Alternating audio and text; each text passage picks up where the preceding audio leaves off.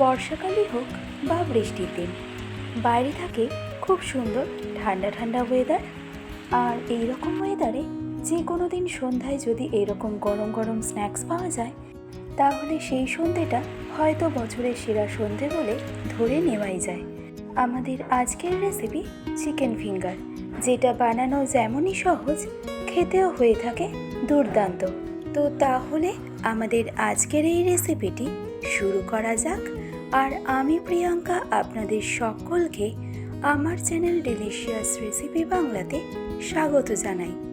তো তাহলে আমাদের আজকের রেসিপি চিকেন ফিঙ্গার বানানোর জন্য সবার প্রথমে একটা ব্লেন্ডিং জারের মধ্যে আমি নিয়ে নেব 200 গ্রাম পরিমাণে বোনলেস চিকেনটাকে আমি 1 ইঞ্চির মতন ছোট ছোট টুকরো করেই কেটে নিয়েছিলাম। তো চিকেন অ্যাড করে নেওয়ার পর এবার আমি ঝালের জন্য অ্যাড করে নিলাম পরিমাণ মতো কাঁচা লঙ্কা, সাথে অ্যাড করব 10 থেকে 12 কোয়ার মতন রসুন, 4 টুকরো আদা, সাথে 10 থেকে 15টার মতন গোটা কালো গোলমরিচ। নেক্সট অ্যাড করব স্বাদ অনুসারে রেগুলার সল্ট। টেস্ট ব্যালেন্সের জন্য অ্যাড করলাম হাফ চা চামচ চিনি। রঙের জন্য অ্যাড করলাম 1 চা চামচ Kashmiri red chilli powder, half চা চামচ গরম মশলা পাউডার, আর সবশেষে অ্যাড করব 1 চা চামচ ভিনিগারের পরিবর্তে পাতিলেবুর রস ব্যবহার করা যেতে পারে। এবারই সবগুলো উপকরণের সাথে চিকেনের একটা পেস্ট তৈরি করে নেব। আর এই পেস্টটাকে আমাদের এমনভাবে তৈরি করতে হবে যেন এই পেস্টটা খুব বেশি দানা দানা না থেকে যায়। তো এবার এই চিকেনের পেস্টটাকে একটা বড় বোলের মধ্যে আমি ট্রান্সফার করে নেব। এবার এই চিকেন পেস্টের মধ্যে অ্যাড করে নেব খুব সামান্য পরিমাণে আজিনামোটো, 1 চা চামচ পরিমাণে টমেটো কেচাপ। আর এই চিকেন ফিঙ্গারের টেস্টকে একদম রেস্টুরেন্টের মতন আনার জন্য আমি অ্যাড করে নেব হাফ চা চামচ পরিমাণে অরিগ্যানো। তবে হাতের কাছে অরিগ্যানো না থাকলে অ্যাভয়েড করবেন। তো অরিগ্যানো অ্যাড করার পর আমি অ্যাড করেছিলাম 1 চা চামচ বাটার। আর সবশেষে অ্যাড করলাম বাইন্ডিংয়ের জন্য 1.5 টেবিল চামচ পরিমাণে ব্রেড ক্রাম্বস। এবার এই সমস্ত উপকরণের সাথে চিকেনের পেস্টটাকে খুব ভালো করে মেখে নেব। আর এই চিকেনের পেস্টটা মাখতে মাখতেই আমি অ্যাড করে নেব একটা মিডিয়াম সাইজের কোচানো পেঁয়াজ। এবার এই পেঁয়াজটাকে দিয়ে চিকেনের পেস্টটাকে খুব ভালো করে মেখে নেব। আর ফাইনালি চিকেনের পেস্টটাকে ভালো করে মেখে নেওয়া হয়ে গেলে চিকেনের পেস্টটাকে আমি রেস্টিংয়ে রাখবো কমপক্ষে 6 থেকে 7 মিনিট। এবার ততক্ষণে একটা সেপারেট বোলের মধ্যে আমি নিয়ে নেব একটা ডিমের পুরো সম্পূর্ণ অংশ, ও তাতে অ্যাড করব খুব সামান্য পরিমাণে রেগুলার সল্ট ও 1/4 চা চামচের মতন ফ্রেশ ব্ল্যাক পেপার পাউডার। আর অ্যাড করব 1.5 টেবিল চামচ পরিমাণে ময়দা। এবার এই সবগুলো উপকরণ খুব ভালো করে মিশিয়ে নেব আর একটা লাম্পস ফ্রি ব্যাটার তৈরি করে নেব। এছাড়াও অন্য একটা সেপারেট বড় বোলের মধ্যে আমি নিয়ে নেব ব্রেড ক্রাম্বস। আমি এখানে রেগুলার ব্রেড ক্রাম্বটাই নিয়ে নিয়েছি, আপনারা চাইলে প্যানকো ব্রেড ক্রাম্বও নিয়ে নিতে পারেন। অন্য পাশে এতক্ষণে চিকেনের পেস্টটাও কিন্তু আমাদের সেট হয়ে গেছে। এবার হাতের মধ্যে অল্প একটু রিফাইন্ড অয়েল মাখিয়ে নিয়ে একে একে চিকেন ফিঙ্গারগুলোকে তৈরি করে নেব। তো সবার প্রথমে অল্প একটু চিকেনের মিক্সচার নিয়ে চিকেন মিক্সচারটাকে এভাবে গোল শেপ দিয়ে নেওয়ার পর 2 হাতের সাহায্যে ঠিক এইভাবে চিকেন ফিঙ্গারের শেপটাকে আমাদের দিয়ে নিতে হবে। খুবই ইজি প্রসেস, আশা করছি একটু ফলো করলেই আপনারাও এটা খুব সহজেই করে নিতে পারবেন। তো আমাদের কিন্তু এখানে একটা চিকেন ফিঙ্গার তৈরি হয়ে গেল।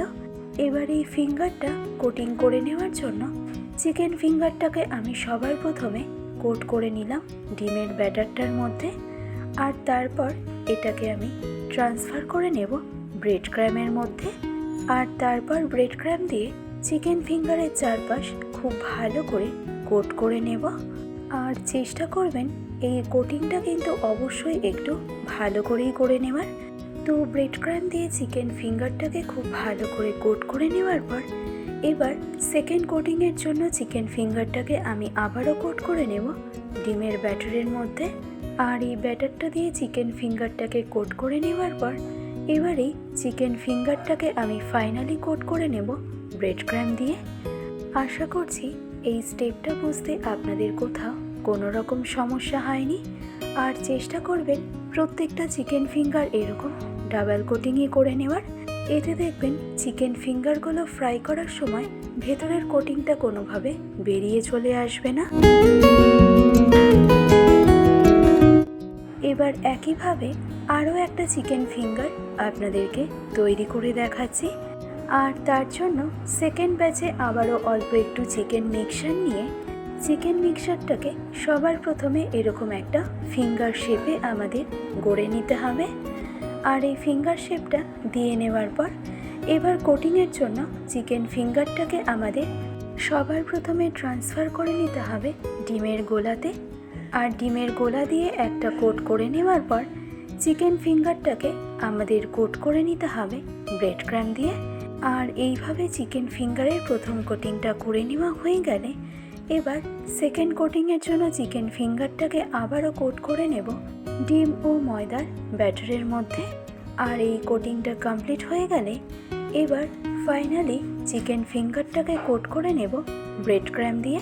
আর তাহলে চিকেন ফিঙ্গারটা কিন্তু আমাদের তৈরি হয়ে যাবে। আরও একটা কথা, এই ব্রেড ক্রাম্বের কোটিংটা করার সময় এটা অবশ্যই খেয়াল রাখবেন যে হাতে কোট করা হচ্ছে সেই হাতটা যেন অবশ্যই শুকনো থাকে, নয়তো চিকেন ফিঙ্গার্সের কোটিংগুলো কিন্তু পারফেক্ট হবে না।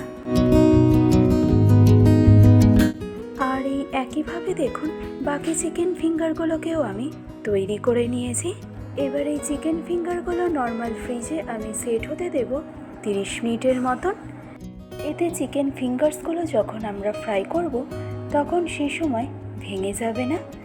এছাড়াও যদি আপনারা চিকেন ফিঙ্গার্সগুলোকে স্টোর করে রাখতে চান তাহলে অবশ্যই চিকেন ফিঙ্গার্সগুলোকে এরকম ক্র্যাম্বিং করে একটা এয়ারটাইট কন্টেনারের মধ্যে ফ্রিজে 7 দিন পর্যন্ত এভাবে স্টোর করে রাখতে পারবেন। তবে যখন আপনারা চিকেন ফিঙ্গার্সগুলোকে ফ্রাই করবেন তার ঠিক 30 মিনিট আগে নর্মাল ফ্রিজ থেকে চিকেন ফিঙ্গার্সগুলোকে বের করে রুম টেম্পারেচারে নিয়ে আসতে হবে। এবার ঠিক 1 ঘন্টা পর চিকেন ফিঙ্গার্সগুলোকে আমি ফ্রাই করে নেব। তবে একদম পারফেক্টভাবে চিকেন ফিঙ্গার্সগুলোকে ফ্রাই করার জন্য তেলের টেম্পারেচারটা কিন্তু আমাদের এখানে ভীষণভাবেই গুরুত্বপূর্ণ। আর তাই হাই ফ্লেমে রিফাইন্ড অয়েলটাকে খুব ভালো করে গরম করে নেওয়ার পর গ্যাসের ফ্লেমটাকে একদম মিডিয়ামে রেখে চিকেন ফিঙ্গার্সগুলোকে উল্টে পাল্টে আমাদের ফ্রাই করে নিতে হবে। কারণ হাই ফ্লেমে যদি চিকেন ফিঙ্গার্সগুলোকে ফ্রাই করা হয় তাহলে ব্রেড ক্রাম্বের কোটিংটার মধ্যে কালারটা চলে এলেও ভেতরে থাকা চিকেনটা কিন্তু একদমই কাঁচা থেকে যাবে। আর তাই চেষ্টা করবেন গ্যাসের ফ্লেমটাকে একদম মিডিয়ামে রেখেই উল্টে পাল্টে চিকেন ফিঙ্গার্সগুলোকে ফ্রাই করে নিতে। তো যেহেতু আমরা চিকেন ফিঙ্গারগুলোকে কোটিং করার সময় ডিমের ব্যবহার করেছিলাম তাই চিকেন ফিঙ্গারগুলো ফ্রাই করার সময় কিন্তু তেলের মধ্যে একটু ফেনা দেখা যাচ্ছে। এতে কিন্তু কোনো রকম সমস্যা হবে না। তো মিডিয়াম টু হাই ফ্লেমে এই চিকেন ফিঙ্গারগুলোকে আমাদের ততক্ষণ পর্যন্ত ফ্রাই করতে হবে যতক্ষণ না চিকেন ফিঙ্গারের মধ্যে একটা সুন্দর লালচে কালার চলে আসছে। তো ফাইনালি ফ্রাই করে নেওয়ার পর চিকেন ফিঙ্গারগুলোকে আমি ট্রান্সফার করে নিলাম একটা কিচেন টিস্যুর ওপরে। তো আমার আজকের এই সম্পূর্ণ চিকেন ফিঙ্গারের রেসিপি আপনাদের কেমন লাগলো সেটা আমাকে কমেন্ট করে জানাতে কিন্তু একদমই ভুলবেন না।